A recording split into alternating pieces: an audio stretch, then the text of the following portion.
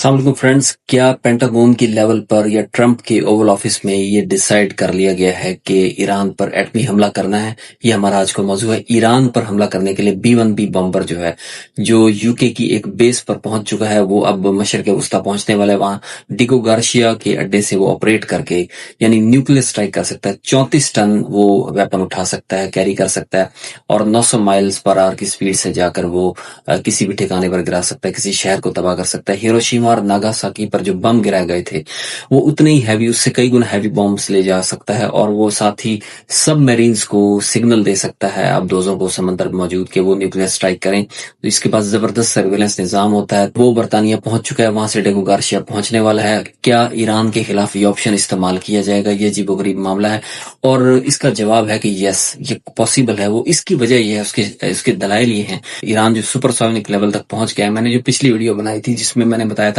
कि 4 लेवल्स हैं: चींटियों का हमला, और लाइन का हमला, उसके ईगल का हमला, और फिर ये ड्रैगन्स फायर यानी आखिरी हमला। जो ड्रैगन्स फायर लेवल 4 है, उस तक ईरान पहुंचा चुका है, क्योंकि 3 पहले लेवल पर ईरान ने बर्तरी और जीत साबित कर दी है। मशरिक वस्ता के अरब ममालिक, वहां के बुज़दिल हुक्मरान और इसराइल और अमरीका मिलकर भी ईरान को भी नहीं तोड़ सके, ईरान को सरनगू नहीं कर सके, रजीम चेंज नहीं हो सका, वहां के अवाम सरेंडर नहीं कर रहे, वहां की मिलिट्री सरेंडर नहीं कर रही, मिसाइल हमले जारी हैं। तो क्या ये जारी रहेंगे? यकीनन ऐसा है। और मशरिक वस्ता में अगर ये जंग जारी रहती है तो अमेरिका के पास, उसके इत्तेहादियों के पास, इसराइल के पास पेट्रियट मिसाइल्स जो है, एंटी मिसाइल निजाम, वो उसके रॉकेट्स बराए नाम रह गए हैं, जो एक महीने में 25 से 50 बनते हैं, वो अब सैकड़ों की तादाद में खर्च हो गए हैं। चंद दिन का मौजूद है सामान। तो क्या इस सप्लाई लाइन की कमी के बायस क्या वो अपने आप को डिफेंड कर पाएंगे? जब ये रॉकेट्स खत्म होंगे, ईरान की कामयाब स्ट्रेटेजी के उसने ड्रोन्स भेजकर, पुरानी मिसाइल भेजकर सारा एंटी मिसाइल सिस्टम, उसके रॉकेट्स एग्जॉस्ट कर दिए, तो अब अमेरिका, इसराइल और इत्तेहादी ममालिक वल्नरेबल हैं, ईरान के रहमो करम पर हैं। तो ईरान के खिलाफ और कोई ऑप्शन नहीं रहा, ईरान हार नहीं रहा, और अमेरिका को जीतने भी नहीं दे रहा। तो सिचुएशन यही है कि आखिर में ये फैसला कर लिया गया है मेरे ख्याल में, जो क्राइन और अलामात है, इंटरनेशनल मीडिया और वेस्टर्न मीडिया खासतौर पर ये बता रहा है, तो वहां पर ये डिसीजन ले लिया गया। और B-1B बम्बर जो प्लेन पहुंच गया यूके, वहां से डेगो गार्शिया पहुंच रहे, में भी अब रास्ते में हो, तो उसका यहाँ पर आना ये जाहिर करता है कि ईरान पर न्यूक्लियर स्ट्राइक करने का फैसला कर लिया गया, क्योंकि ईरान को शिकस्त दिलवाने का कोई रास्ता नहीं। जब नाजरीन सेकेंड वर्ल्ड वॉर में जापान को किसी भी तौर पर जेर नहीं किया जा सका, हत्ता कि अमेरिका ने विक्ट्री सेलिब्रेट कर ली थी, उसके बाद भी जापान ने सरेंडर नहीं किया, तो वहां पर फिर हिरोशिमा और नागासाकी पर न्यूक्लियर स्ट्राइक की गई, और उसके बाद जापान ने हथियार डाल दिए थे। तो ये सब कुछ मामला दोबारा हो सकता है। ईरान हथियार नहीं डाल रहा, ईरान में जो क्यादत है वो मुख्तलिफ टुकड़ियों में डिवाइड कर दी गई है, लेकिन चेन ऑफ कमांड अभी कायम है, रशिया और चाइना से राब्ता मौजूद है। तो क्या इस सिचुएशन में रशिया चाइना के होते हुए, और दोनों न्यूक्लियर स्टेट्स के, चाइना और रशिया के ईरान को सपोर्ट करते हुए, क्या अमेरिका ये रिस्क लेगा कि वो न्यूक्लियर ऑप्शन की तरफ जाए? अगर वो न्यूक्लियर ऑप्शन यूज करता है और चाइना और रशिया भी वो इस्तेमाल करते हैं इसराइल के खिलाफ, फिर क्या होगा? क्या फिर वर्ल्ड वॉर नहीं होगी? तो ये डिसीजन ले लिया गया है बॉम्बर को पहली दफा लाना, अमेरिका से लाकर उसके बाद यहाँ मौजूद होना, उसका डेगो गार्शिया के करीब पहुंचने, और ये सारा कुछ होना ये जाहिर कर रहा है कि ईरान को बॉम्ब करने का फैसला किया। अब वो ईरान में कहाँ बॉम्ब करेंगे? यकीनन वो तेहरान को, इस्फहान को या शिराज जैसे बड़े शहरों को किसी एक को निशाना इबरत बनाएंगे, ताकि ईरान की तहजीब बाज आ जाए, वहां की क्यादत डर जाए कि अगर 15-20 और शहर तबाह कर दिया तो हमारे पास कुछ नहीं बचेगा, तो फिर वो सरेंडर कर दें।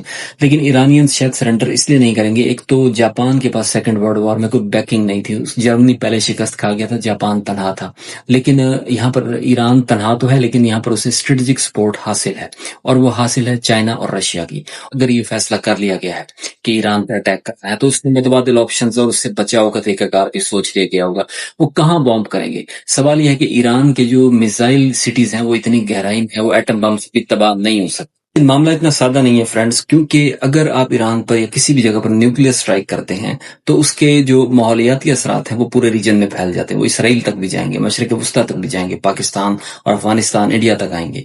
क्योंकि अगर न्यूक्लियर स्ट्राइक की जाती है तो उसके बाद उसके कई 100 किलोमीटर तक जो फिजाइल मटीरियल जाकर गिरता है, इंसानी तहजीब और जो है नबाताती है, हयातियाती तहजीब है, वो नापैद हो जाती है, और साथ ही उसके ताबकारी असरात जो है वो पूरे रीजन में जाएंगे।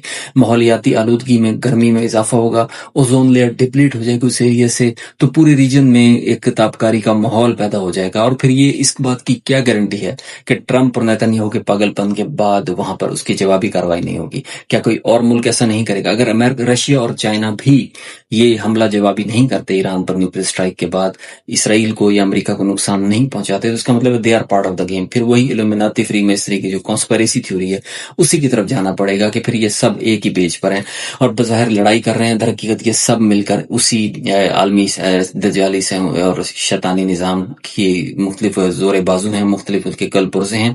تو اس لیے پھر بھی اسی تھیوری کی طرف جائیں گے اگر وہ پھر بھی کاروائی نہیں کرتے، لیکن در پردہ وہ سپورٹ کر رہے ہیں ایران کو. تو نیوکس کی طرف جانے میں واحد رکاوٹ رشیا اور چائنا کی پریزنس ہے، کیونکہ پاکستان سے انہیں کوئی خطرہ نہیں رہا کہ وہ ایران کو سپورٹ کرے. شاید پاکستان ایران پر حملہ بھی کر دے یا اس جنگ کو جوائن کر لے، لیکن نیوکلیئر آپشن استعمال کرنا یہ وہ آخری ریڈ لائن ہوگی جو عبور ہوگی. اس کے بعد پھر ایک نیوکلیئر وار کا آغاز ہو سکتا ہے. تھرڈ ورلڈ وار کے بالکل کنارے پر کھڑے ہیں اور یہاں سے کوئی بھی بڑی کانفلکٹ شروع ہو سکتی ہے اور اسے روکنے والی قوت دنیا میں قوت نافذہ کوئی موجود نہیں ہے. UN بے اثر ہو چکی ہے.